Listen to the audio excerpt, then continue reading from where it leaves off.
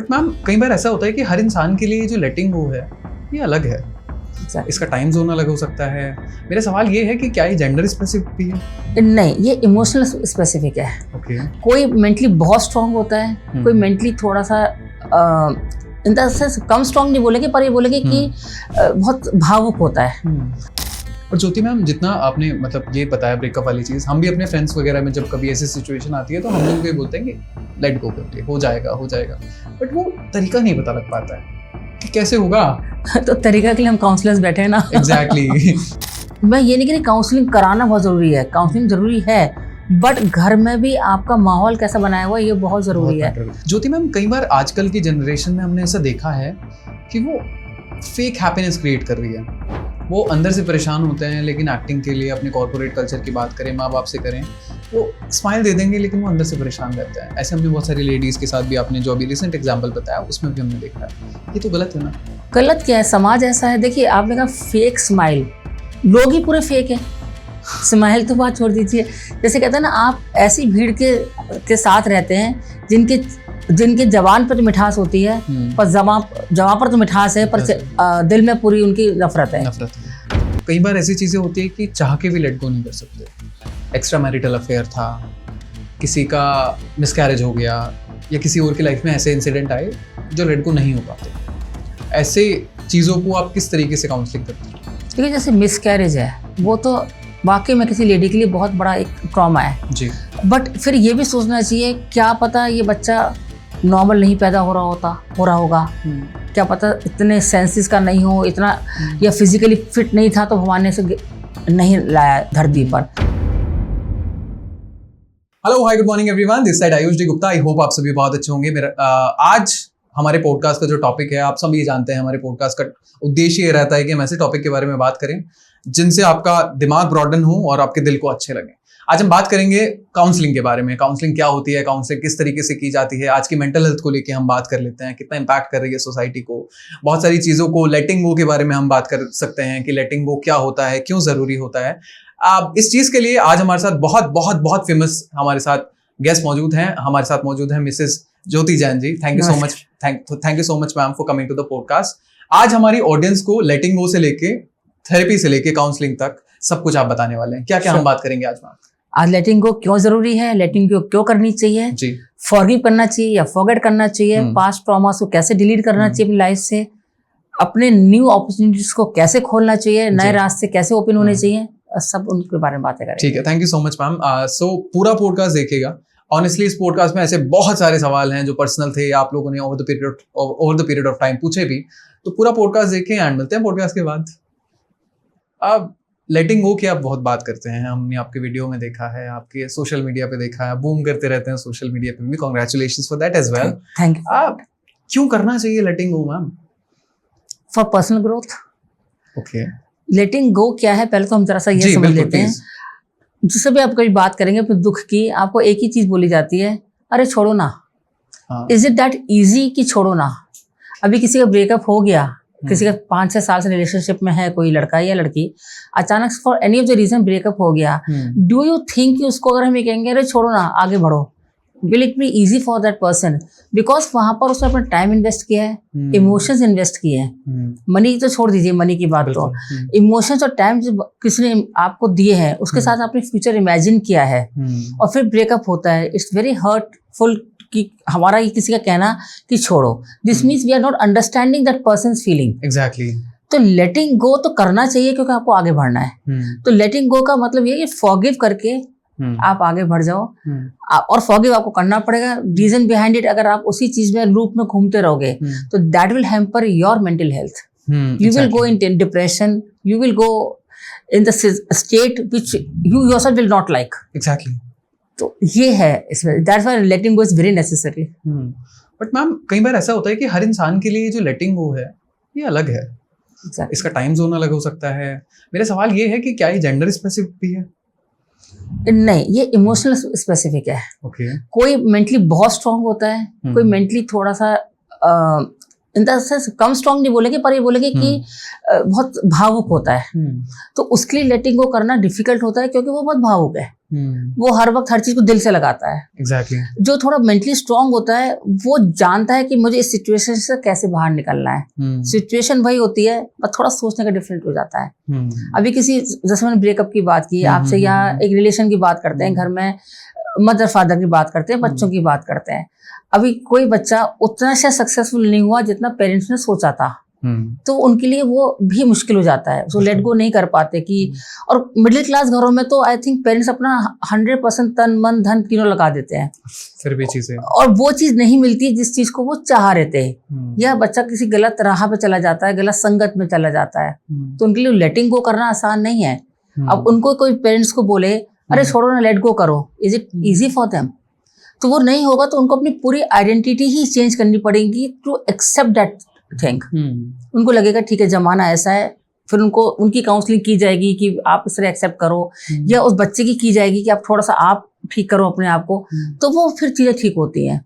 किसी का ब्रेकअप हुआ, 9 साल 10 साल का रिलेशनशिप है, और उसको कह दो कि अब तू लेट गो कर दे, लेट गो तो करना ही पड़ेगा क्योंकि ऑप्शन नहीं है, बट थिंग इज दैट कि कितना टाइम लेगा वो उसके सोच पे फर्क पड़ेगा।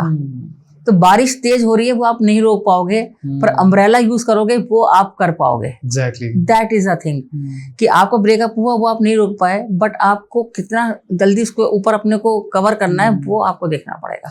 और ज्योति मैम, जितना आपने मतलब ये बताया ब्रेकअप वाली चीज, हम भी अपने फ्रेंड्स वगैरह में जब कभी ऐसी सिचुएशन आती है तो हम भी उनको ये बोलते हैं कि लेट गो कर ले, हो जाएगा हो जाएगा, बट वो तरीका नहीं पता लग पाता है कि कैसे होगा। तो तरीका के लिए हम काउंसलर्स बैठे हैं ना। एग्जैक्टली। तो इसीलिए तो बैठे हैं। तो मैम, आप किस तरीके के केसेस हैंडल करती हैं? मतलब जो भी आपके क्लाइंट्स रहते होंगे, क्या किस किस तरीके के, वो लेटिंग गो के अलावा उनकी बहुत सारी कहानियां रहती होंगी, किस किस तरीके का अगर बताना चाहें आप तो? देखिए, मैं मेनली काम करती हूँ बिहेवियर पर, because I work on brain cells. ठीक है। तो उसमें CBT, कॉग्निटिव बिहेवियर थेरेपी जो रहती है, इसमें बिहेवियर आ जाता है, इसमें मैरिज काउंसलिंग आ जाती है, post and pre marriage counselling आ जाती है, इसमें एडिक्शन काउंसलिंग हो जाती है, क्योंकि आपका जैसे बिहेवियर होता है आप एडिक्शन में चले जाते हो टू एस्केप दैट सिचुएशन।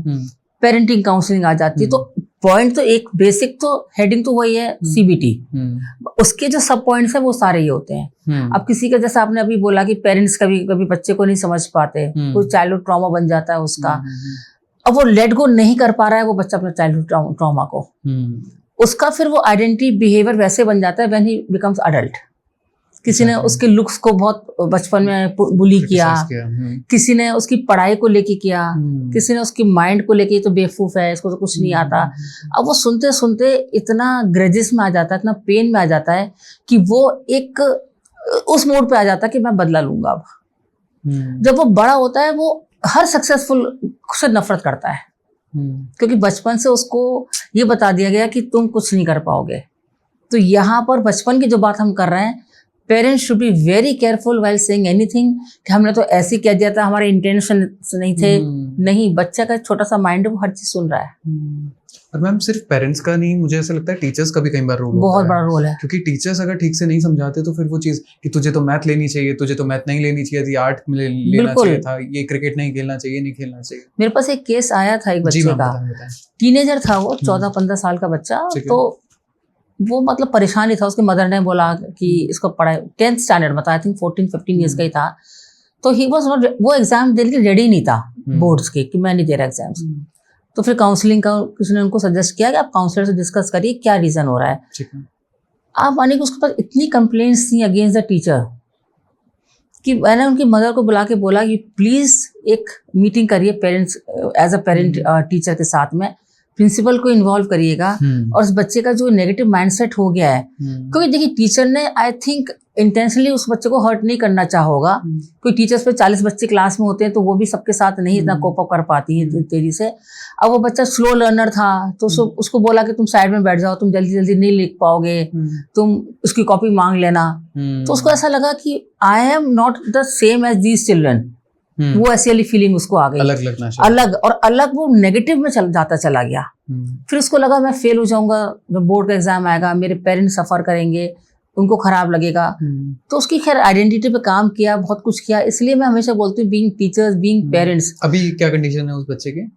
अब तो 12th पास आउट कर गया, इस साल तो कॉलेज चला गया। Okay, nice nice. 10th में था उस साल, 4 साल हो गए इस बात को। इसीलिए मैं कहती हूँ काउंसलिंग, मैं ये नहीं कह रही काउंसलिंग कराना बहुत जरूरी है, काउंसलिंग जरूरी है, बट घर में भी आपका माहौल कैसा बनाया हुआ है ये बहुत जरूरी है। हम कहते हैं लेट गो कर दो, कैसे कर दोगे?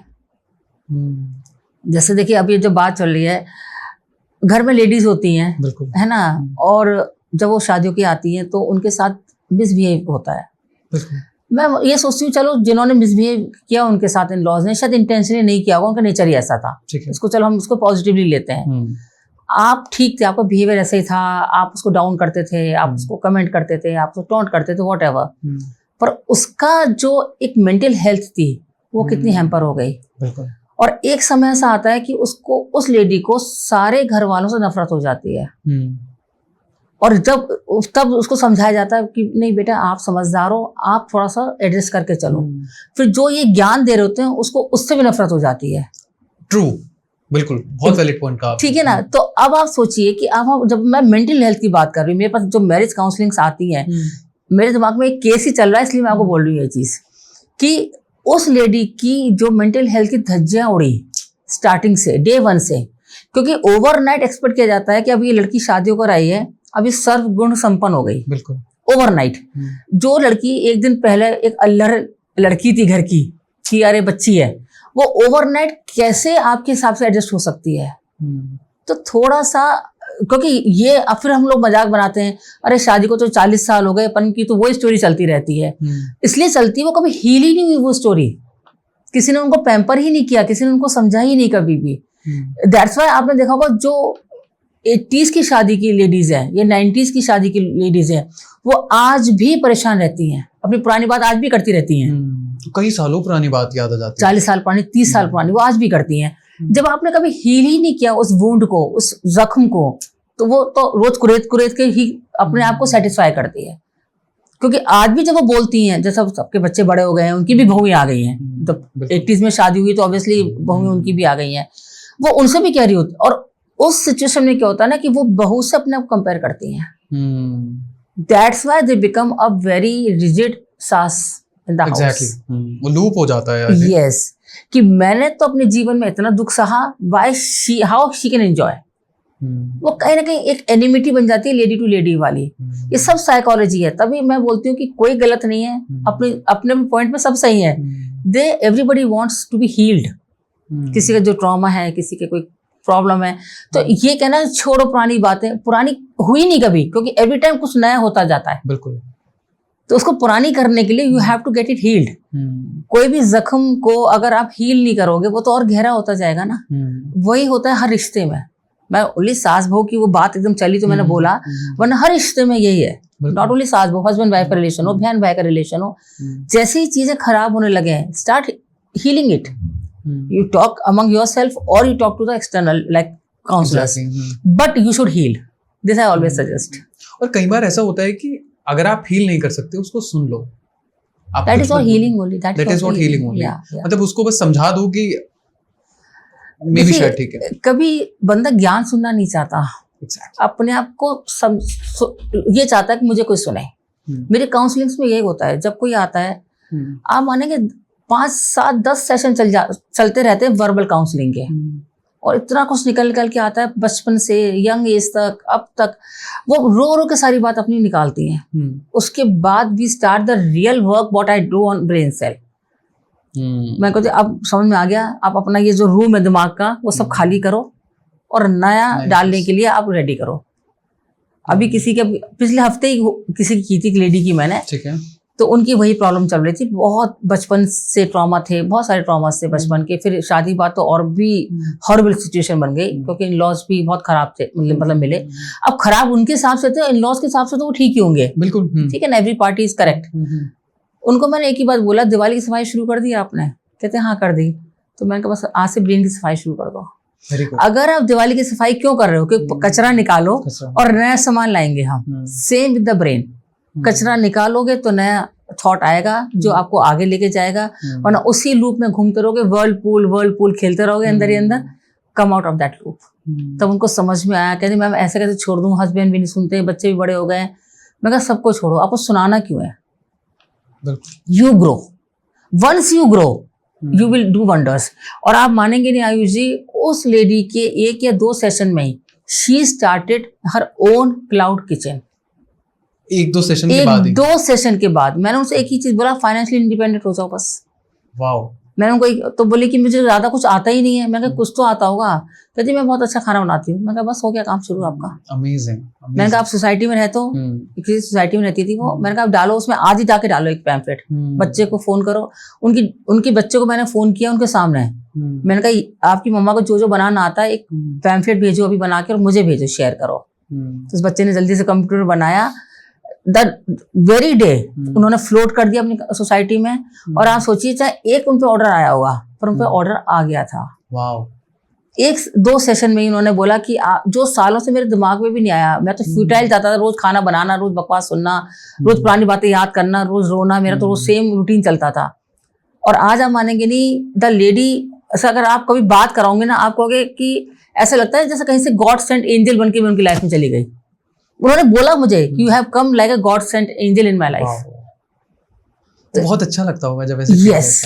तो आई थिंक ऐसा रिवॉर्ड मिलता है। मुझे खुद लगता है कि थैंक यू भगवान जी कि आपने मुझे ये कर्म मेरे हाथ में दे दिया कि मैं किसी की लाइफ चेंज कर पाती हूँ। ज्योति मैम, कई बार आजकल की जनरेशन में हमने ऐसा देखा है कि वो फेक हैप्पीनेस क्रिएट कर रही है।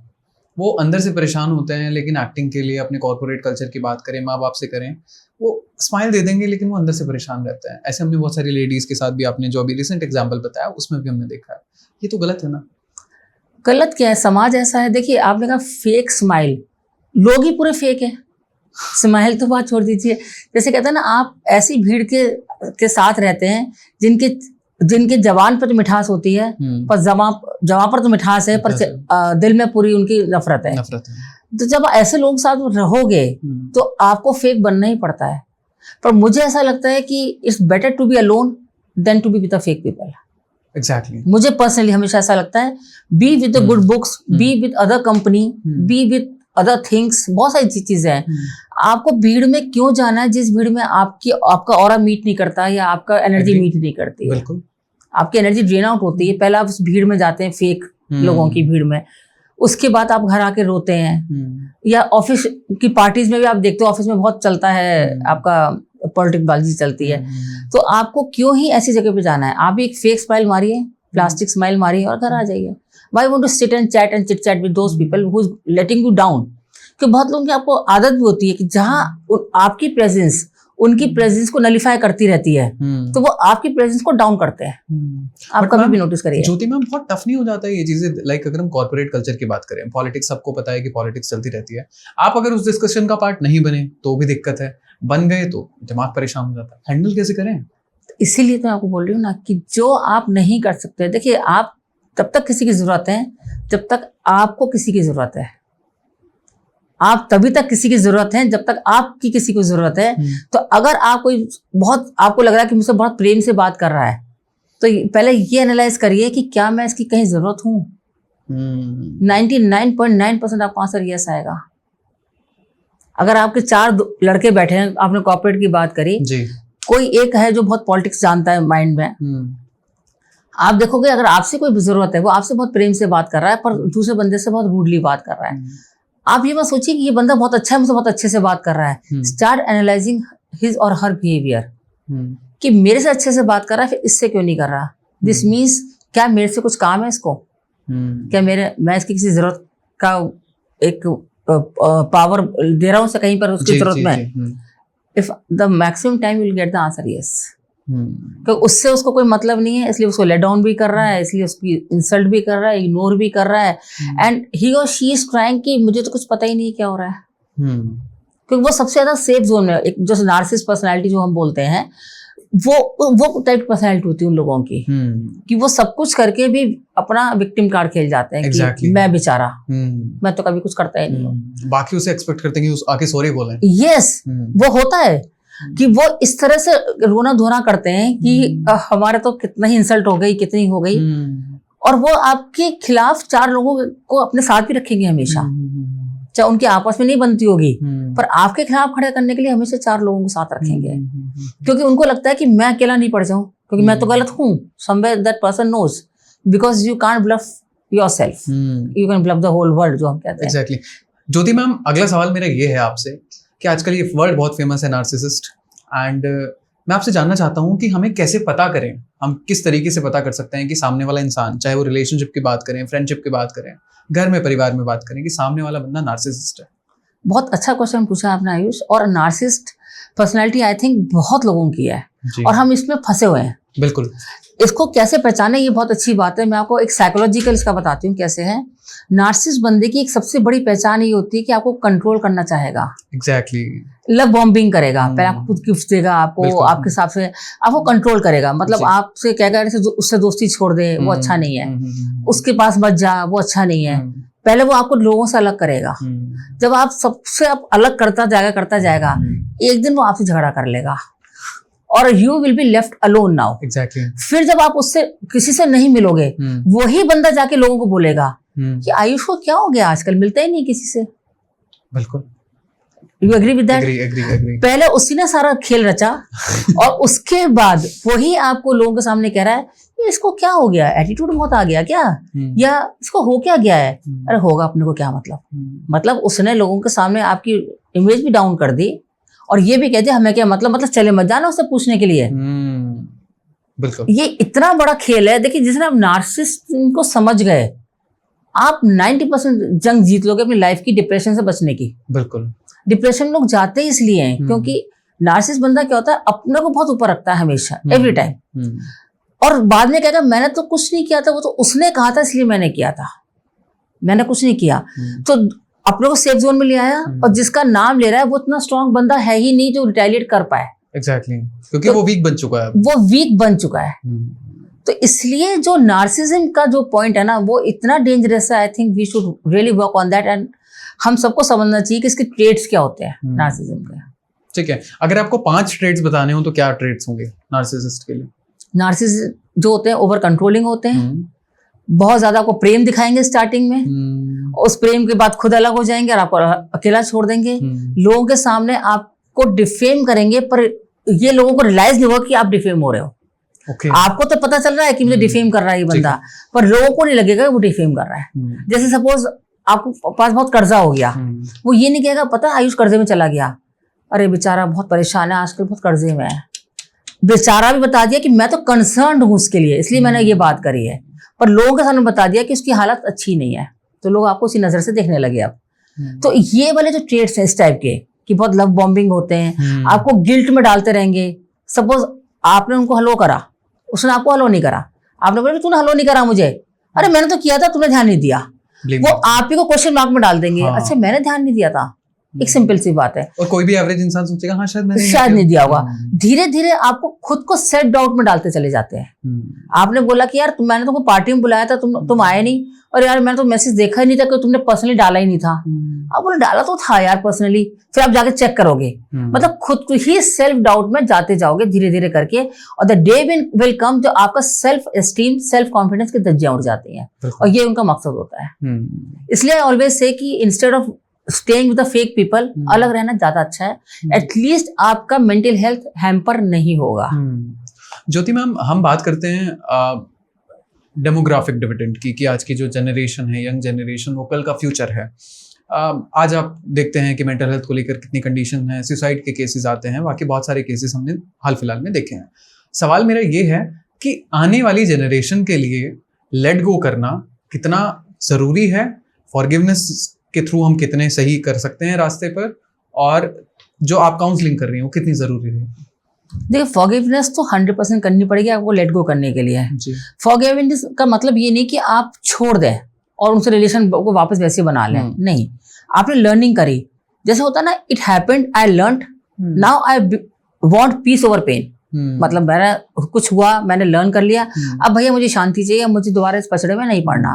क्योंकि जिन लोगों की वजह से आप परेशानी में आए हैं, जैसे बोलते हैं ना, सांप काटना छोड़ देगा पर फुफकारना नहीं छोड़ता. बिल्कुल. कि अगर वो एक बार सांप बना है आपकी लाइफ में, वो नेक्स्ट टाइम भी सांप ही बनेगा, चाहे आप जो मर्जी उसको दूध पिला लें. तो उसको दूध पिलाना बंद करें, दोस्ती रखना बंद करें. उसका अगर आपके रिलेशन में है तो वो रिलेशन आप थोड़ा सा ब्रेक करें. आपको ब्रेक करना ही पड़ेगा.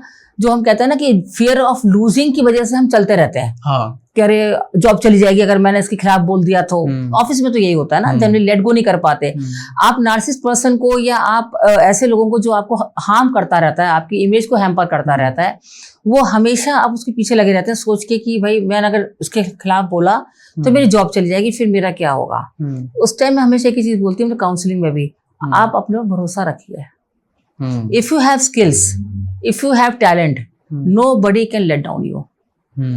और अगर आपको लगता है इतनी स्किल्स नहीं है तो start working on your skills. Exactly. Jyoti ma'am, अगला सवाल मेरा ये है आपसे, हम चाइल्डहुड ट्रॉमा की बात करते हैं। चाइल्डहुड ट्रॉमा बहुत सारे लोगों को अलग अलग तरीके से मिला है। कई बार कुछ लोगों के साथ ऐसी चीजें हुई जो शायद मैं बात नहीं करना चाहता आपसे उस बारे में। नहीं, आप बिल्कुल कर सकते हैं। कर सकते हैं? ऐसे मैंने आप जिस पॉइंट पे आना चाह रहे हैं, काउंसलिंग की है ऐसे लोगों के साथ काउंसलिंग की है। बचपन में ऐसे ट्रॉमा है, किसी के साथ कुछ गलत हुआ, किसी लड़की की बात कर सकते हैं, किसी लड़के के साथ लड़के के बारे में बात कर सकते हैं, और वो किसी रिलेटिव ने उनके साथ किया। बिल्कुल। तो लेट गो करने की तो बात ही नहीं होती ना मैम। वो तो एक नाइटमेयर है, वो तो डरावना सपना है, लेट गो की बात नहीं है। पर उसका जैसे हम बोलते हैं पास्ट पेनफुल मेमोरी को निकालना ब्रेन में से, क्योंकि हमारे ब्रेन सेल नेगेटिव को जल्दी से स्टोर करते हैं। अगर हम नॉर्मल बात करें, जैसे अगर लेमैन की मैं बात करूं, एक मटका पानी इधर है, एक मटका पानी इधर है, आप उसमें एक ड्रॉपर लेकर, ड्रॉपर में आप एक ड्रॉपर में आपका शहद है और दूसरे ड्रॉपर में जहर है। आपने एक ड्रॉपर से उसमें 4 बूंद शहद डाल दिया और एक ड्रॉपर से आपने 2 बूंद, मात्र 2 बूंद आपने जहर डाल दिया। वो शरबत नहीं बनेगा शहद वाला, पर वो जहर बन जाएगा दूसरा वाला। Very good example. तो आपको जब कोई चीज आ रही है आपके सामने, नेगेटिव ट्रॉमा जो है, वो आपका एक ट्रॉमा लाइफ लॉन्ग जहर बनता है और उसको फिल्टर करना ही हमारा काम होता है। जिस ब्रेन सेल में वो चीज स्टक हो गई है, उसी को हम बाहर निकालते हैं अपनी काउंसलिंग से, क्योंकि उसमें इतना फंस जाता है वो बंदा कि बेचारा निकल ही नहीं पाता, चाहकर भी नहीं निकल पाता वो। और जब कोई चीज आपको छोड़नी पड़े ना, तो ये मान लीजिए ये मेरी था ही नहीं, मेरी चीज थी नहीं। चाहे रिलेशन हो आपका, चाहे आपका कोई जॉब हो, चाहे आपकी अपनी आइडेंटिटी हो। कई बार आप लोगों को देख देख कर अपनी आइडेंटिटी बदल लेते हैं। आपकी नेचर में नहीं होती वो चीजें, पर आपको लगता है अगर मुझे इधर फिट होना है तो I have to change myself. मत होइए। Don't be a part of the crowd, always be a face in a crowd. मैं हमेशा एक चीज बोलती हूँ, चाहे डिफरेंट ओपिनियन क्यों ना हो, चाहे डिफरेंट ओपिनियन हो, जहां सब जा रहे हैं इसलिए मैं वहां जाता हूँ, या मेरे साथ बहुत भीड़ है तो मैं ठीक हूँ, नहीं, ऐसा नहीं है। फेक लोगों के साथ हमेशा ज्यादा भीड़ होगी, सच्चे के साथ भीड़ कम होगी। हमेशा आप नोटिस करिएगा, जो सच्चा होगा उसके संग 2 लोग भी साथ नहीं होते, क्योंकि वो सच के साथ चलता है। फेक आदमी जो नार्सिसिस्ट, मैंने आपने बात की थी अभी, वो इतनी गोल बात करेगा, इतनी तरीके से बात करेगा, हंस के मुस्कुरा के, कि पूरी भीड़ अपने साथ, क्योंकि उसको लगता है कि सब लोग मेरे साथ रहेंगे तो I will be strong. Exactly. But no, the time will come, the people understand. और जिनको नहीं अंडरस्टैंड करना, तो आपको अंडरस्टैंड कराना क्यों है? आपका एक हमेशा मकसद होना चाहिए कि मेरे को अपनी लाइफ का क्या टारगेट है, उस टारगेट पे आप नोटिस करिए, बाकी आप छोड़ दीजिए सारा। चाहे नार्सिसिस्ट हो चाहे नहीं हो, देखिए सब हर का अपना एक रूल है। नार्सिसिस्ट का भी ब्रेन सेल की प्रॉब्लम है एक्चुअली, जो हम डार्क साइकोलॉजी में लेते हैं। जो हम ब्रेन सेल पे जो मैं काम करती हूँ, उसका जो एक नेगेटिव थॉट वाला होता है या सेल्फ ऑब्सेस्ड हो जाता है वो। नार्सिसिस्ट आप हमेशा देखना सेल्फ ऑब्सेस्ड, जो मैंने कह दिया बस वो हो गया। अब इस टॉपिक पे घर में कोई बात नहीं होगी, वो हमेशा सेल्फ से बात करेगा कि what I have said is final. वो उसका इतना ज्यादा सेल्फ ऑब्सेस्ड हो जाता है। उसके 2 रीजन होते हैं, या तो बचपन में उसका किसी ने सुना नहीं होता, तो एज सुन एज ही और she gets the power in the house, like mother की या फादर की या व्हाटएवर, वो पूरी तरह से उस बदले को कहीं ना कहीं निकाल रहा होता है। जैसा मैंने आपको स्टार्टिंग बोला था सास बहू वाली बात, जिस सास ने बहुत टॉर्चर सहन किया होगा, वो बहू को पूरा टॉर्चर करने की कोशिश करेगी। जिसने अपनी लाइफ अच्छे से लीड नहीं करी होगी, वो अपनी बहू को भी शांति से जीने नहीं देगी। ये एक नेचुरल सा है। जिसने अपनी लाइफ अच्छे से एंजॉय करी है, अपना खूब घूमी है फिरी है, वही ठीक है ना, मैं भी तो जाती थी ना जब यंग थी, लेट हर गो या लेट हर एंजॉय, उसका ये माइंड सेट होगा। पर कभी कभी वैसा वर्षा भी होता है।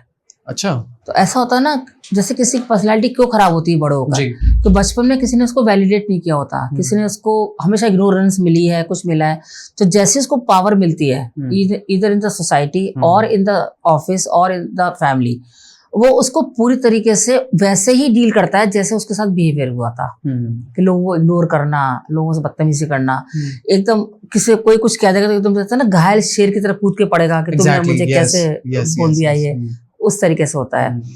तो ये सारी चीजें आपको बचपन में जब हम बात करते हैं, बचपन का ट्रॉमा, मैंने बहुत लोगों को निकाला, 20-20 साल पुराना निकाला है, ऐसा नहीं है। मतलब एक लेडी थी, मैं उसको स्टोरी में बता रही हूँ, उनके बचपन में सेक्सुअल अब्यूज हुआ था। तो जब उनकी शादी हुई तो उनको उस वाले पार्ट से बहुत डर लगता था। तो मतलब शी यूज्ड टू स्क्रीम, जैसे कुछ घबराहट। But husband was very nice, तो उन्होंने मुझे कांटेक्ट किया कि मैम ऐसा कुछ है, और शादी को भी 5-6 साल हो चुके थे। तो मैंने बोला ठीक है, आप बात करते करते उन्होंने बताया कि वो बहुत छोटी थी, 5-6 साल की, तो उनके संग एक रिलेटिव ने किया। फिर उसके बाद उनके घर में नौकर था, उसके साथ भी हुआ, 2-3 बार ऐसा हुआ। तो उसके बाद क्या हो कि as soon as that part comes in her life, उनको एकदम घबराहट शुरू हो जाती है, और ऑटोमेटिकली बहुत तेज घबराहट होती है, डर लगता है, शिवरिंग, बॉडी शिवरिंग करने लग जाती है। तो वो उस ट्रॉमा को निकाला, एंड दैट वाज अमेजिंग। मतलब वो मेरे लिए भी बहुत बड़ा हिट पॉइंट था। उनकी स्टोरी सुन के मैं इतनी हिट हो गई थी कि मैं 2-3 दिन नॉर्मल नहीं रह पाई कि इस जब ये छोटी होंगी इनको कैसा फील हुआ होगा। तो उन्होंने बोला इतने सालों में पहली बार मैं आपके सामने खुली हूँ, क्योंकि मैं किसी को कभी कह ही नहीं पाई। शी वाज अराउंड 35 और समथिंग लाइक दैट। तो उन्होंने बोला कि मैं पहली बार आपके सामने खुली हूँ लाइफ में। एंड इमेजिन करो कितने सालों से वो झेल रही हैं, इतने सालों से ट्रॉमा था। पर मैं इतनी खुश हुई, मैंने उनके हस्बैंड को बोला you are really an angel for her. क्योंकि देखिए इस पॉइंट पर हस्बैंड भी इतने सालों तक टॉलरेट करा या पेशेंस रखा, दैट वाज नॉट नॉर्मल। तो ये भी एक बहुत मैच्योरिटी वाली चीज थी। And he himself contacted me कि मेरी वाइफ को ये सब कुछ प्रॉब्लम है, and she is not comfortable with this thing, तो ऐसा भी कुछ आप ठीक कर सकते हो क्या। तो मैंने बस एक क्वेश्चन पूछा था, उनका पास्ट बचपन कैसा था। तो उन्होंने कुछ तो गड़बड़ था, कभी उसने खुली तो नहीं, पर कुछ तो गड़बड़ था। मैंने कहा बस आप आ जाओ, मैं समझ में आ गया। तब मुझे रियलाइज हो रहा था कि कहीं ये सेक्सुअल ही हुआ है उनके संग कुछ गलत, इसलिए वजह से इस पार्ट पे ये कंफर्टेबल नहीं है। तो आपकी जो आइडेंटिटी बनती है बड़े होके, आप देखो ब्रोकन फैमिलीज के बच्चे होते हैं, वो जब उनकी शादी होती है वो कभी भी अपनी शादी को नॉर्मल नहीं चला पाते। एग्री। आप कभी भी नोटिस किया, I know so many people जिनके पेरेंट्स लड़ते रहते थे, जब उनके बच्चों की शादियां हुई वो अपनी शादी को नॉर्मल नहीं चला पाए, क्योंकि उनको लगता था कि शादी चलाने का यही तरीका है, लड़ के चलाना। या तो पार्टनर्स देखिए, या तो इतने एक्सेप्टेबल हो कि एक्सेप्ट करते गए, और अगर पार्टनर एक्सेप्टेबल नहीं है उतना तो बहुत मुश्किल हो जाता है। अभी किसी लड़के ने देखा है कि उसके पेरेंट्स लड़ते रहते हैं और अपनी वाइफ से लड़ता रहेगा, तो वो वाइफ कब तक एक्सेप्ट करेगी उस चीज को। One day he has to leave that relation. और उस लड़के को लगता है कि मैंने ऐसा क्या कर दिया, क्योंकि उसके दिमाग में तो नॉर्मल था वो। बिल्कुल। तो ये ब्रोकन फैमिलीज का हुआ, या जो पेरेंट्स लड़ते रहते हैं सारे time, B very careful, because आपके ये सब सिचुएशंस आगे आपके फ्यूचर को खराब कर रही है, आपके बच्चों के फ्यूचर को। ज्योति मैम, चाइल्डहुड ट्रॉमास होते हैं ट्रांसजेंडर कम्युनिटी को, और अगर हम बात करें स्पेसिफिकली तो एलजीबीटी कम्युनिटी के बारे में भी आप जानती होंगी। ऐसे केसेस भी आपके पास आते रहते होंगे जिनके साथ ट्रॉमा हुआ है, ट्रॉमा हो रहा है। उनके लिए लेट गो करना इतना मुश्किल कैसे हो जाता है? दे हैव टू इग्नोर, बस वी डोंट केयर। देखो दो चीज, डिटैचमेंट होता है एक, और एक होता है उदासीनता जो हम बोलते हैं। डिटैचमेंट उदासीनता नहीं है। आपकी तकलीफ को देखकर I don't even care, that is उदासीनता, जो हम हिंदी में वर्ड यूज करते हैं। और डिटैचमेंट होता है कि छोड़ देना, लाइक मतलब we are not very attached. किसी की तकलीफ देख के आपको दुख तो हो रहा है, पर उस दुख से आप अपने आप को हैम्पर नहीं कर रहे हो कि आपके दुख में मैं रात भर रो रही हूँ बैठ के, और वो गलत है। आपको इतना स्ट्रांग होना पड़ेगा कि किसी को अगर हेल्प कर रहे हो, देखिए मैं इतना जब हेल्प करती हूँ तो मुझे इतना स्ट्रांग रहना पड़ता है। एग्जैक्टली। क्योंकि मेरे पास जो आता है लिटरली परेशान ही आता है, बेचारे रो रहे हैं, परेशान हो रहे हैं। मैंने जैसा आपको बताया कि किसी का सेशन था 8-10 सेशन, तो सिर्फ रो रो के अपने को हल्का किया उन्होंने। तो उस टाइम अगर मैं उनके साथ इन्वॉल्व हो जाऊंगी तो मैं उनकी सोल्यूशन नहीं निकाल पाऊंगी। सुनते तो हम हैं एज अ काउंसलर्स हर चीज, बट उसका सोल्यूशन पे हम सोचना शुरू कर देते हैं। एग्जैक्टली। एज अ लेमैन जब आप किसी दोस्त से बात करते हैं, किसी से करते हैं, तो वो आपके दुख में इन्वॉल्व हो जाता है। हाँ ये तो बड़ा गलत हुआ तेरे साथ, हाँ तो ये तो बड़ा चीज गलत है, मैं तो बर्दाश्त नहीं करता, मैं तो ये, तो वो आप जो उसका माइंडसेट है वही चीज आप बार बार बोले जा रहे हैं उसको, जो कि उसको दिक्कत दे रहा है, जो दिक्कत दे रहा है। अब वो अगर कोई चीज बर्दाश्त नहीं कर पा रहा और आप भी वही कह रहे हैं, हाँ मैं तो बर्दाश्त नहीं करता, पर सॉल्यूशन क्या है? एग्जैक्टली। तो we as a counsellor don't we never say क्या बर्दाश्त करो नहीं करो, I always say come out of that thought process. चीजें वही रहेंगी, आपको थॉट प्रोसेस से बाहर निकलना पड़ेगा। बारिश तो होती रहेगी ना, पर आपको अम्ब्रेला का इंतजाम करना पड़ेगा। अब हम क्लिप कर रहे हैं, अरे बारिश हो रही है, बारिश हो गई, मेरा तो सारा काम छूट गया, ट्रैफिक जाम हो गया, मेरा तो काम छूट गया। आपको पता है कि अगर आप दिल्ली में जा रहे हो, आपको 2 घंटे लगने हैं और आपको इंपॉर्टेंट काम है, तो आप 2.5 घंटे पहले निकल जाओ। वो आपके हाथ में निकलना, बिल्कुल वो आपके कंट्रोल में। जो चीज आपके कंट्रोल में है वो आप कंट्रोल में रखो, जो चीज कंट्रोल में नहीं है वो छोड़ दो आप। ज्योति मैम, हम आइडियली कहते हैं कि everyone should be a good listener, होना चाहिए सबको, अच्छा सुनना चाहिए सबको। बट आप क्या मानती हैं कि एज अ सोसाइटी हम फेल कर रहे हैं कि हम नहीं सुन पा रहे किसी की प्रॉब्लम्स नहीं सुन पा रहे? देखिए, कोई सुनेगा क्यों आपकी प्रॉब्लम? पहले आप मुझे ये बताइए। 100 में से 80 लोग तो कंसर्न ही नहीं है आपकी प्रॉब्लम से, ठीक है ना? 20 लोग हैप्पी हैं। ये बिल्कुल कड़वी सच्चाई है। कोई भी नहीं बचा फिर तो मैम। यस, तो मतलब अपने पेरेंट्स, मतलब 100 में से आप मान लो कि 80 लोगों को तो फर्क ही नहीं पड़ता आपके दुख से, सुख से, किसी चीज से, और 20 जो बचे उसमें से आप मान लीजिए 15 खुश है। अब 5 बचे जो आपके इमीडिएट पेरेंट्स हैं, आपके इमीडिएट फैमिली है, वो शायद बची। उसमें भी आपको नहीं पता कि कितने आपके वेल विशर्स हैं। आपको पेशेंसली सुनेगा कौन? सेकेंडली, जो सुनेगा वो बायस होके सुनेगा। अगर आप मेरे दोस्त हो तो मैं आपके लिए बायस हूँ, वो मेरी दोस्त है तो मैं उसके लिए बायस हूँ। नॉन जजमेंटली, नॉन बायस्ड आपको कौन सुन पाएगा? क्योंकि अगर कोई आपका दोस्त आपके सामने अपनी वाइफ की कुछ नेगेटिव बात बता रहा है, तो आपको लगता है कि आप वाइफ के लिए अच्छा सोच रहे होंगे? नहीं हो पाता। आपको तो जो दर्द आएगा वो दोस्त के लिए आएगा। आपको ये फर्क होता है आपकी सुनने में और हमारी सुनने में।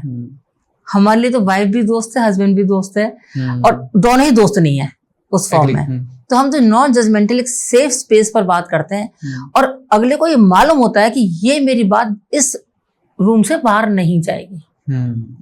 ये उसको अगर नहीं मालूम होता तो उसको हम पूरी तरह ट्रस्ट देते हैं। You can share anything and everything. तो जब अपनी सारी भड़ास निकाल देते तो दिल हल्का हो जाता है, कमरा खाली हो जाता है। उसके बाद उसमें नया सामान जाने की जगह शुरू हो जाती है। तो जब हम नए थॉट्स देते हैं तो वो जाते हैं। जनरली लोग क्या कहते हैं, अरे छोड़ो ना, इग्नोर करो यार, उसने तुम्हारी इंसल्ट कर दी, छोड़ो यार। कैसे छोड़ो? आप इंसेन नहीं हो, आप पागल नहीं हो जो आपको कुछ फर्क नहीं पड़ता। आप इंसान हो, आप अष्ट धातु के नहीं बने हो जो आपको असर नहीं पड़ता। आप जीते जागते इंसान हो, तो आपको हर इमोशंस, दुख सुख, सर्दी गर्मी असर खाएगी, मिलेगी आपको। कि सर्दी में स्वेटर मत पहनो, फर्क नहीं पड़ता। It's not that. तो अगर किसी ने आपको इंसल्ट किया है, किसी ने इग्नोर किया है, किसी ने आपके करियर को हैम्पर किया है, किसी ने आपके करियर के साथ खिलवाड़ किया है, तो आपको असर खाएगा। ऑफिस में आपके साथ कोई बंदा है, आपका अप्रेजल होना था, आपको प्रमोशन मिलना था, वो पॉलिटिक्स ऐसा घुमा दिया उसने कि आप रह गए, वो निकल गया, तो मतलब वो ऊपर चला गया, तो क्या आपको फर्क नहीं पड़ेगा? बिल्कुल पड़ेगा। और फिर आपको घर पे या कोई ये समझाए, अरे छोड़ो ना आयुष, ठीक है, सब जो भगवान जो करता है अच्छे के लिए करता है, माना ये चीज अच्छे के लिए करता है, पर इमोशनली तो आपको ड्रेन आउट कर दिया ना उस वक्त उसने। Exactly. पर ये बात भी सच है कि भगवान जो करता है अच्छे के लिए करता है। हो सकता है उस वक्त आपको अप्रेजल नहीं मिला, शायद कोई बहुत बड़ा दरवाजा खुला हुआ कहीं। ना this I always believe and this I always say to my clients also, कि भाई अगर आपके साथ वो नहीं हुआ जो आप चाहते थे लाइफ में, तो शायद भगवान ने कुछ बहुत बड़ा सोचा हुआ है आपके लिए, और ये होता भी है। लेकिन मैम मलाल तो रह जाता है। मलाल इसलिए रहता है क्योंकि हमें लगता है यही हमारे लिए अच्छा था, इसलिए मलाल रह जाता है। जैसे ब्रेकअप की बात थी, ब्रेकअप जब हुआ तो लगा रही इतनी अच्छी दोस्ती थी, इतनी अच्छी मेरी रिलेशनशिप था, पर ये टूट गया, तो अब तो मैं कुछ नहीं कर पाया लाइफ में। बट हो सकता है भगवान को अगर आप मानते हो तो उनको शायद फ्यूचर उतना ब्राइट नहीं दिख रहा था जितना आपको ब्राइट दिख रहा था। और अगर आप भगवान की पूजा में रोज बोलते हो हे प्रभु मेरे साथ सब अच्छा हो, तो भगवान वो गलत नहीं होने देंगे आपके साथ में। बिल्कुल। आप मैम लेटिंग गो की बात कर रहे हो, लेट गो की बात कर रहे हो। कई बार ऐसी चीजें होती है कि चाह के भी लेट गो नहीं कर सकते। एक्स्ट्रा मैरिटल अफेयर था, किसी का मिसकैरेज हो गया, या किसी और की लाइफ में ऐसे इंसिडेंट आए जो लेट गो नहीं हो पाते। ऐसे चीजों को आप किस तरीके से काउंसलिंग करते हैं? देखिए, जैसे मिसकैरेज है, वो तो वाकई में किसी लेडी के लिए बहुत बड़ा एक ट्रॉमा है जी। बट फिर ये भी सोचना चाहिए, क्या पता ये बच्चा नॉर्मल नहीं पैदा हो रहा होगा, क्या पता इतने सेंसेस का नहीं हो, इतना या फिजिकली फिट नहीं था तो भगवान ने इसे नहीं लाया धरती पर।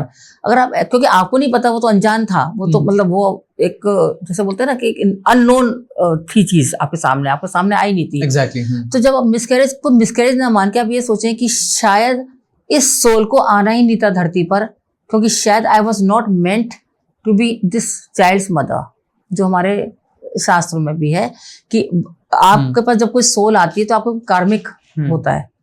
तो आप उस फॉर्म में सोच सकते हैं। आप कार्मिक ना भी सोचें तो ये सोचें शायद इस बच्चे का अंदर से शायद दिमाग उतना प्रॉपर नहीं था, या फिजिकली इतना फिट नहीं था, या कुछ जो भी कुछ था, तो भगवान ने उसको बचा लिया और मुझे भी बचा लिया। जब आप ये सोचेंगे तो शायद आप नेक्स्ट के लिए फिर प्रॉपरली ट्राई करेंगे उस ट्रॉमा से बाहर निकलने के लिए। आपने शायद एक क्वेश्चन और पूछा था, तो ये पूछा था, एक और आपने पूछा था कुछ अभी, शायद ब्रेकअप का ही पूछा था शायद आपने। और ब्रेकअप में भी मैंने आपसे पहले डिस्कस जो किया वो यही था कि ब्रेकअप को भी आप ब्रेकअप ना मान के मानिए शायद सेकंड इनिंग स्टार्ट हुई है। ओके, इस तरह से आप सोच सकते हैं। ज्योति मैम, ऐसे बहुत सारे एस्पिरेंट्स हैं जिन्होंने यूपीएससी की प्रिपरेशन करी या बाकी एग्जामिनेशन की प्रिपरेशन करी, अनफॉर्चुनेटली उनका एग्जाम नहीं निकला, उनको किस तरीके से लेट गो करना चाहिए, अगर आप कम से कम शब्दों में बता पाए तो? देखिए, लेट गो करने का सबसे बड़ी बात है कि आपका वो जो एग्जाम था वो आपकी जिंदगी किताब का एक चैप्टर था, पूरी किताब नहीं थी वो। तो वो एग्जाम आपका पूरा फ्यूचर डिसाइड करते ऐसा नहीं था। अगर आपके अंदर पोटेंशियल है, आपके अंदर स्किल है, आपके अंदर टैलेंट है, आप 100% उससे बहुत अच्छा कर पाओगे। Have faith in yourself that ये मेरी जिंदगी नहीं थी, ये मेरी एक कोशिश थी। इस कोशिश में निकल जाता बहुत अच्छा था, क्योंकि मेरा मन था। और अगर नहीं निकला हूं तो दिस मीन्स इसके आगे भी बहुत बड़ी दुनिया है, कुछ बहुत बड़ा मेरी लाइफ में लिखा है और मैं बहुत बड़ा करूंगा। Have that confidence in yourself कि मुझे तो बड़ा करना है। अब ये सिचुएशन से नहीं बना तो किसी और सिचुएशन से। एग्जैक्टली। और I think this is the most practical solution जो आप निकाल सकते हैं। ज्योति मैम, कहीं ना कहीं क्या धर्म, रिलीजियसनेस हेल्प करती है इंसान को? किस फॉर्म में? कम आउट होने में सिचुएशन से? पूजा, हाँ जी, स्पिरिचुअलिटी। देखिए, वो तो जो हमारे यूनिवर्स के सबसे पहले काउंसलर हैं श्री कृष्ण जी, तो उन्होंने अर्जुन को जब ज्ञान दिया है तो उन्होंने ये बोला, कर्म किए जा, फल की इच्छा मत कर। उसका मतलब जो आपने बोला यूपीएससी एस्पिरेंट, तो आपका भाई किसी का भी वही है कि भाई आप कर्म करो, फल उस पर छोड़ो। Give you 100% so that you never repent कि मैं थोड़ी और मेहनत कर लेता तो निकल जाता।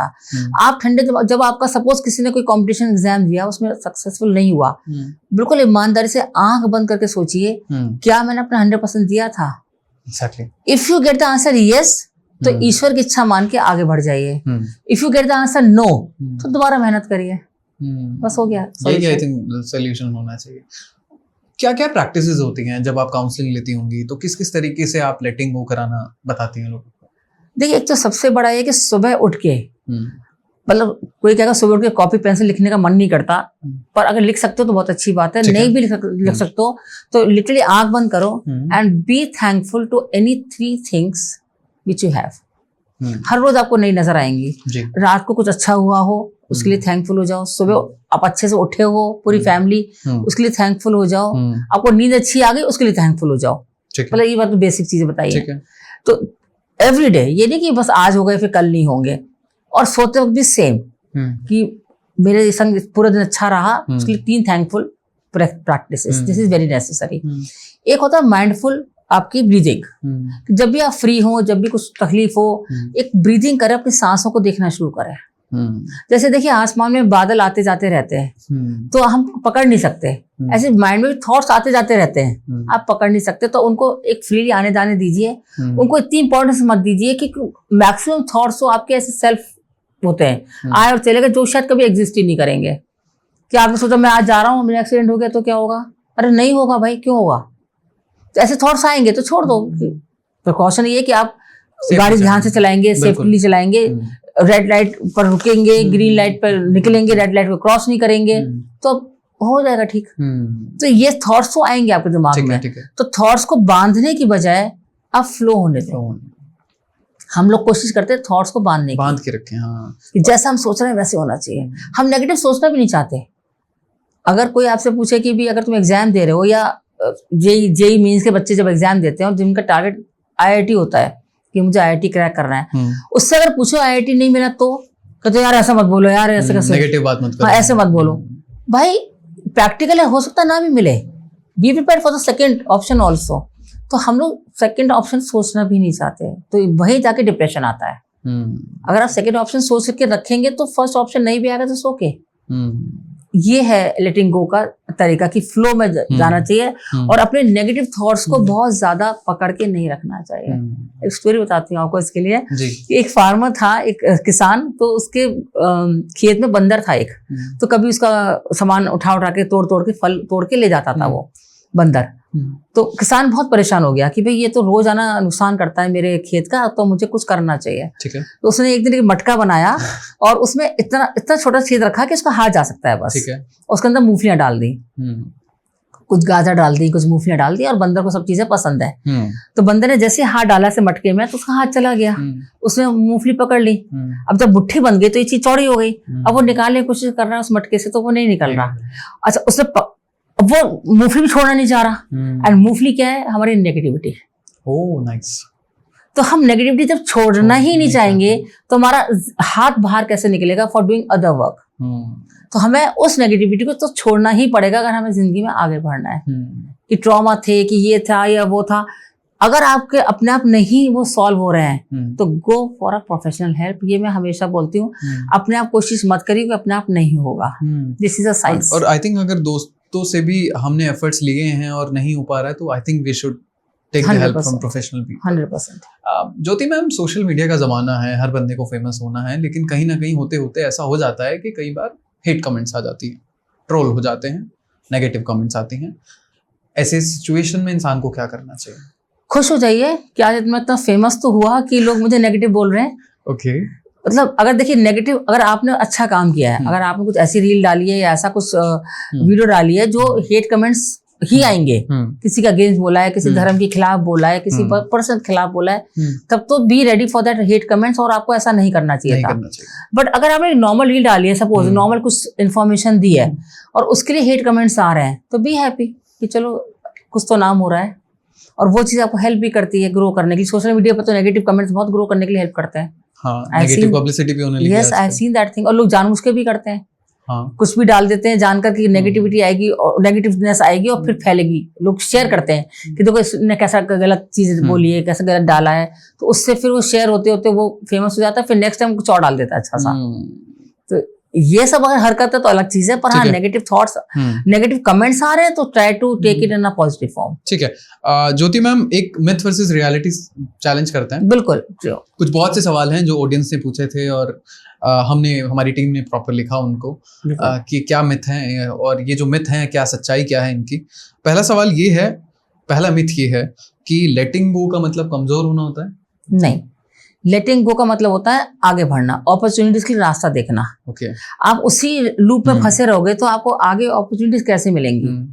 अगर कोई चैप्टर आपका खराब है, आपको समझ में नहीं आ रहा, या आपको कोई किसी ने मतलब आपको गंदा ही खराब ही लग रहा है वो चैप्टर, अब बार बार उसी को पढ़ते जा रहे हो, उसी के बारे में बात करते जा रहे हो, आप आगे कैसे बढ़ोगे?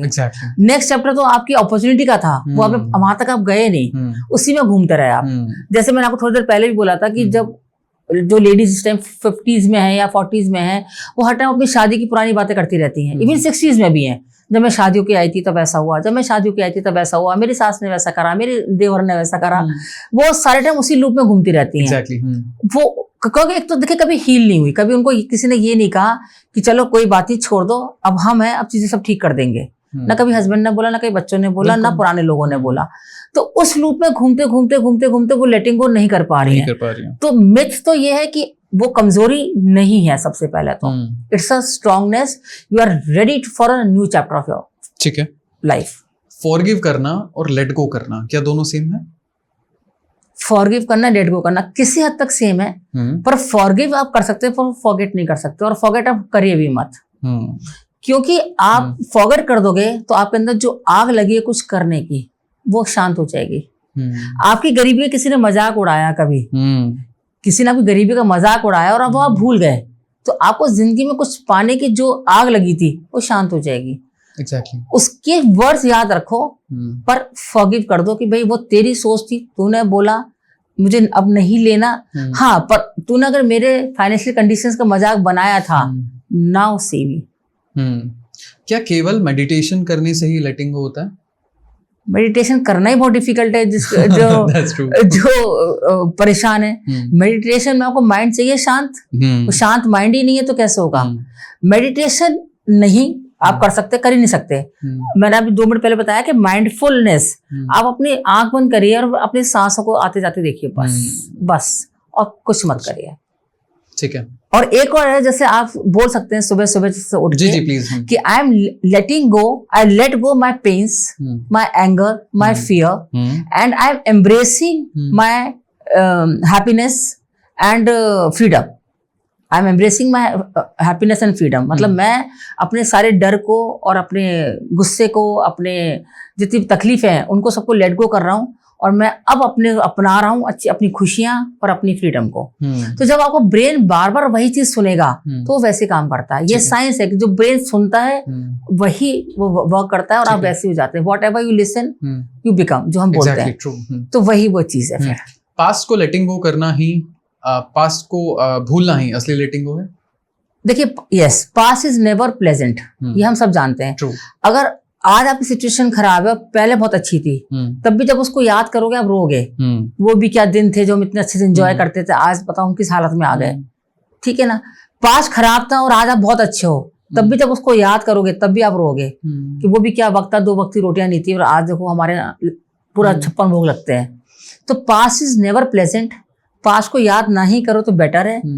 पास्ट से एक सीख लो कि पास्ट एक मेमोरी है। देखिए, exactly, past is only a memory, future is imagination. हमें नहीं पता तो वो तो फ्यूचर आपका इमेजिनेशन है, प्रेजेंट इज रियलिटी। तो बस उसमें आप समझ लो। स्ट्रॉन्ग लॉग कभी हर्ट नहीं होते, ये मिथ है। पार्डन, स्ट्रॉन्ग लॉग जो होते हैं, अच्छा, वो कभी हर्ट नहीं होते। नहीं होते। देखिए, स्ट्रॉन्ग आप पत्थर कहते हैं खा खा के हथौड़े स्ट्रॉन्ग बनता है। एग्जैक्टली। तो जो स्ट्रॉन्ग है, आप मान लीजिए उसने जिंदगी के बहुत थपेड़े खाए तब वो आज स्ट्रॉन्ग बना है। वरना शेल में रहने वाले बच्चे या शेल में रहने वाले लोग तो बहुत कमजोर होते हैं। अगर आप किसी लेडी को या किसी जेंट को, किसी बच्चे को देखते हो बहुत स्ट्रॉन्ग है, आप मान लीजिए जिंदगी के बहुत थपेड़े खाए हैं इसने, बिना हथौड़े खाए तो कोई स्ट्रॉन्ग बन ही नहीं सकता। हीरा जब भी चमकता है जब उस पर बहुत फ्रिक्शन चलते हैं। तो अगर कोई हीरा चमक रहा है तो मान लीजिए इस पर बहुत काम किया गया है, उस पर बहुत प्रेशर दिया गया है।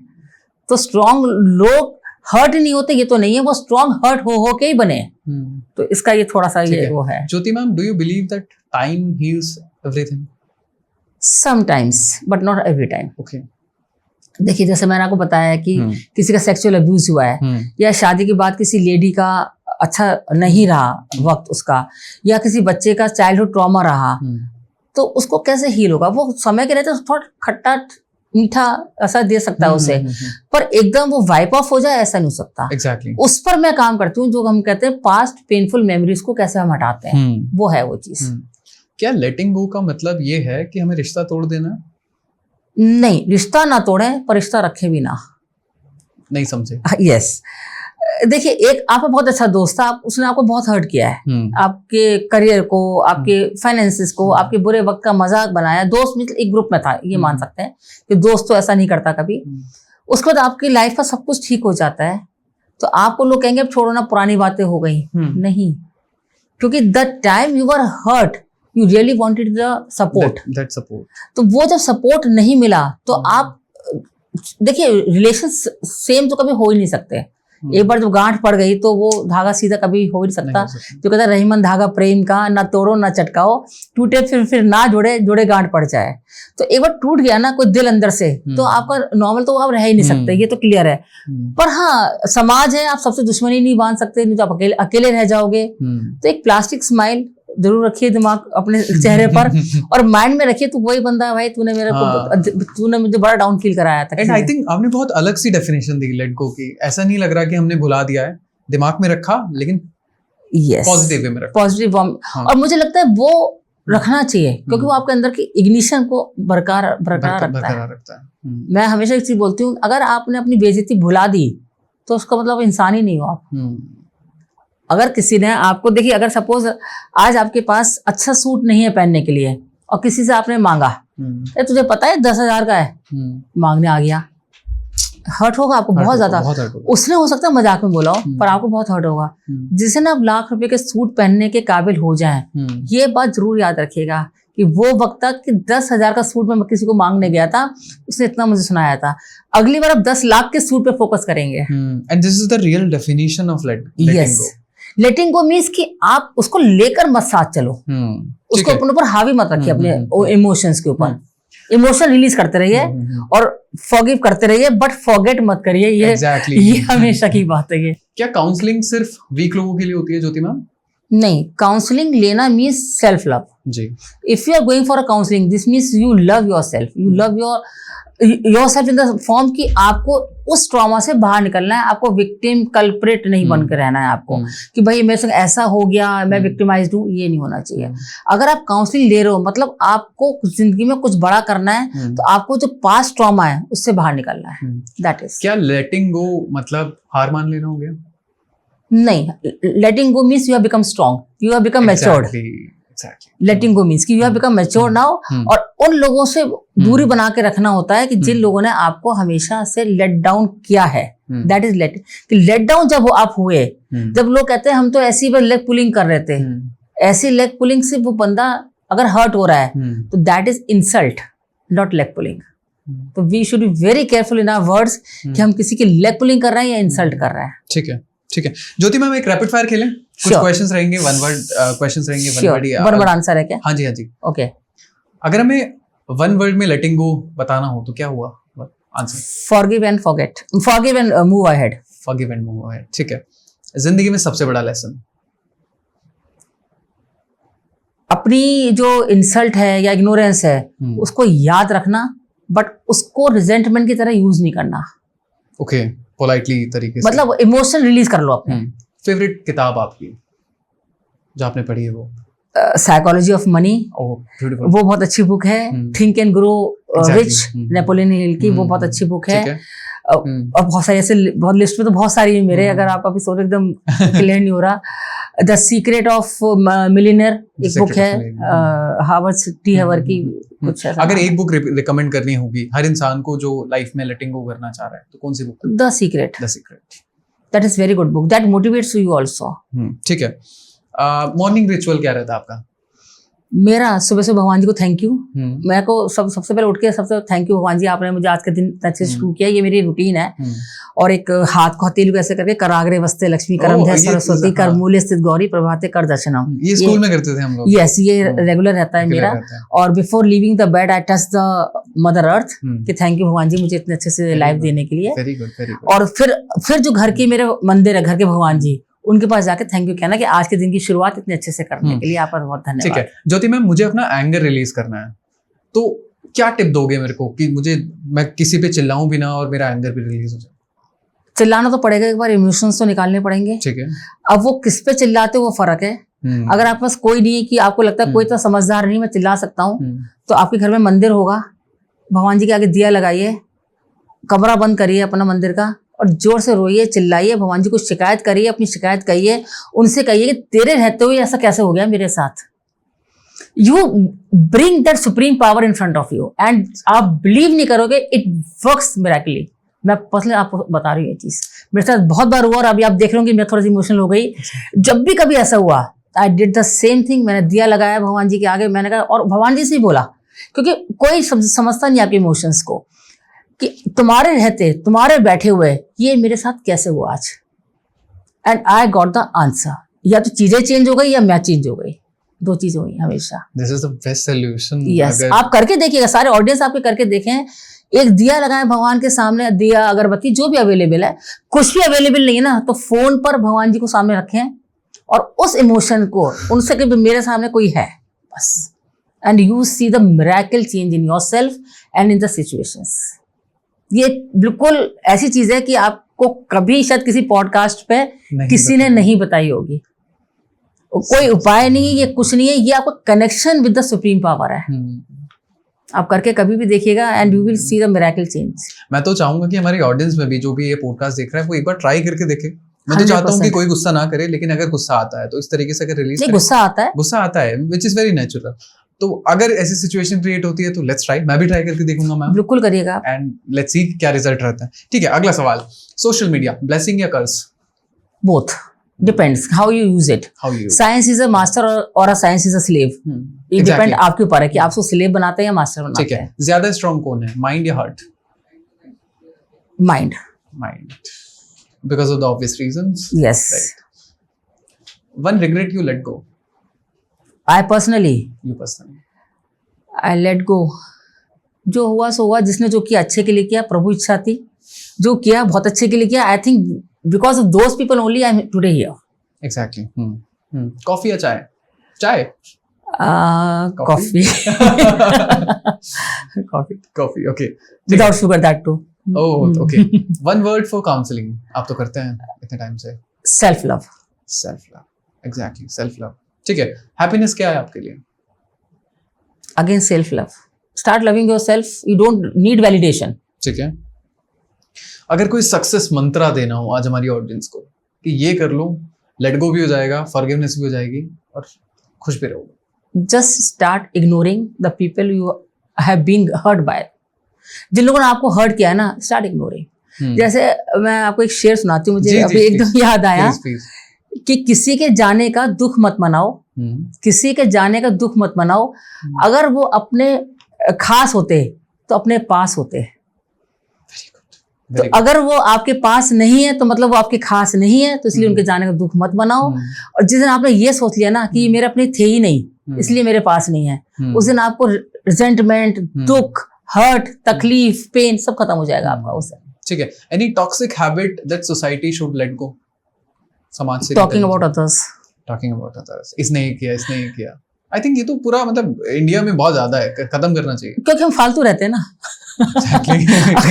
अगर देखिए सारे, अगर आप देखिए जब आप बिजी होते हैं, जब आप बस काम होता है, आप कितना सा बात कर पाते हो किसी से. अभी आप मेरे संग पॉडकास्ट कर रहे हो, आपको किसी दोस्त पे गुस्सा भी अगर आ रहा है ना तो आप बुराई कर पा रहे हो तीसरे दोस्त से नहीं कर पा रहे हो क्योंकि आप बिजी हो. उसके बाद नेक्स्ट फिर आप शुरू हो जाओगे किसी के नेक्स्ट पॉडकास्ट पे, फिर आपको गुस्सा आ रहा है उसी दोस्त पे कंटिन्यूएशन में, फिर भी आप नहीं कर पा रहे हो. ओवर द टाइम क्या होगा, आपका वो इमोशन सबसाइड कर जाएगा. तो आई थिंक वन वर्ड तो यही है कि stop entering in other people's life. ठीक है. इंडिया के यूथ को या फिर इंडिया की ऐसी जनरेशन जिसको काउंसलिंग की जरूरत है, आप क्या कहना चाहेंगे? आई थिंक काउंसलिंग की जरूरत तो आई थिंक सबको ही है, सम वे और the other, and take it as a school lesson. जैसे मैं हमेशा बोलती हूँ कि स्कूल्स में भी होना चाहिए. लोग कहते हैं हमारे पास काउंसलर्स है. नहीं, वैसा वाला नहीं. पूरी क्लास, पूरी स्कूल को बिठा के you should call the counsellors और वो उनकी माइंड पे बात करें. अब यंग बच्चे होते हैं, अट्रैक्शन है, इन्फेक्चुएशन है, बहुत सारी चीजें हैं. वो होता है, वो नेचुरल है क्योंकि वो हार्मोनल चेंजेस है. बट उसको कैसे हैंडल करना है वो बताना जरूरी है. तो काउंसलिंग तो I think everybody should take, इधर इन द स्कूल्स और in corporates, anywhere, whatever. Corporates में भी आप देखिए जो जेलसी फैक्टर चलता है, वो भी इसलिए क्योंकि कहीं ना कहीं माइंड से वो उतने मैच्योर नहीं है या सामने वाले को नहीं समझ पा रहे. देखिए जैसे आपसे मैं जेलसी कब करूंगी, जब मुझे लग रहा है कि इनकी प्रेजेंस मेरे प्रेजेंस को कम कर रहा है, तो मैं आपको डाउन करने की कोशिश करना शुरू कर दूंगी.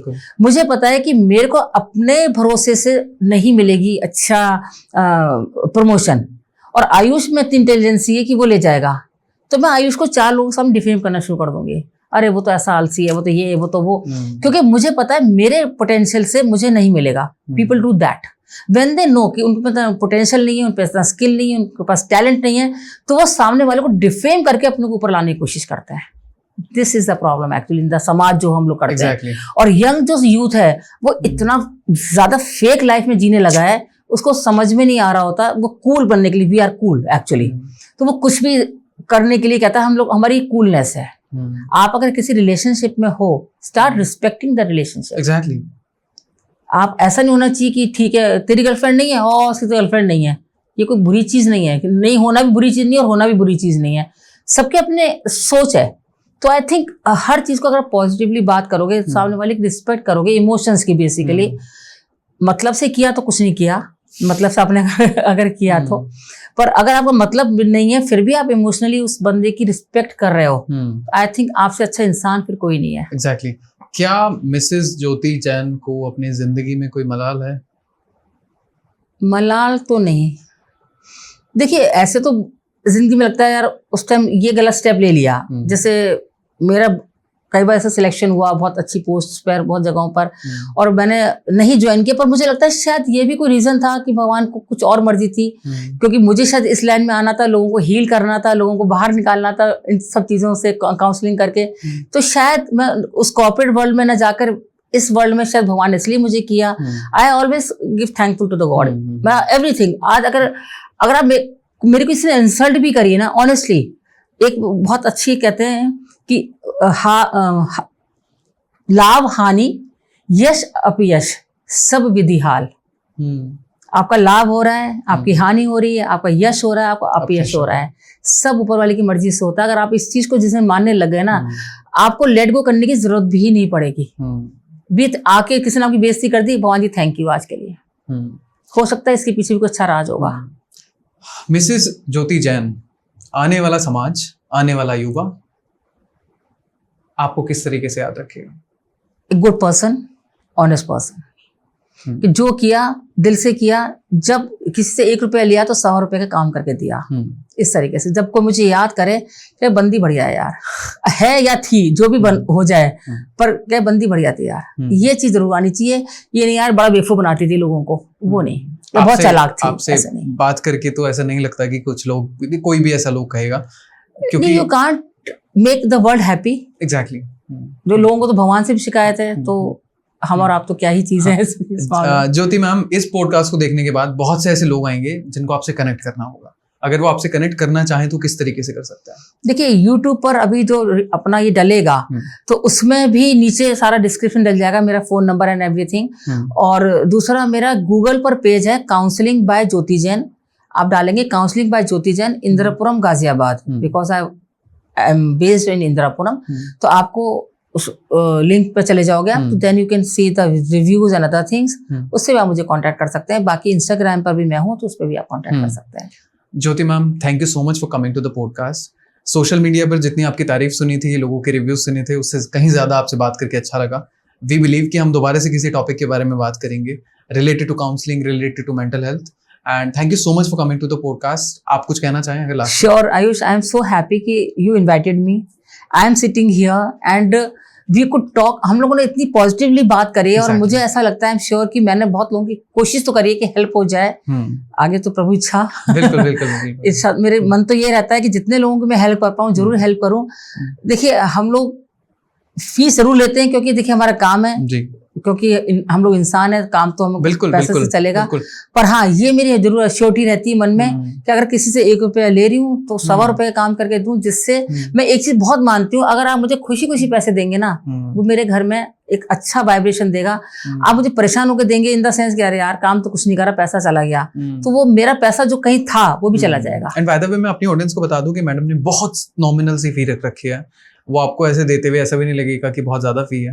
एंड ऑनेस्टली उसके जो रिजल्ट होंगे वो पूरी आपकी लाइफ टाइम इंपैक्ट करेंगे, जो कि हमने एग्जांपल्स में देखा भी। So thank you so much ma'am आने के लिए पॉडकास्ट में। एंड हमारी ऑडियंस को भी बहुत मजा आया होगा, मुझे बहुत अच्छा लगा आपसे बात करने में। Thank you so much. So this was the podcast about mental health से लेके, थेरेपी से लेके, काउंसलिंग सेशन को लेके हमने बहुत सारी बात की।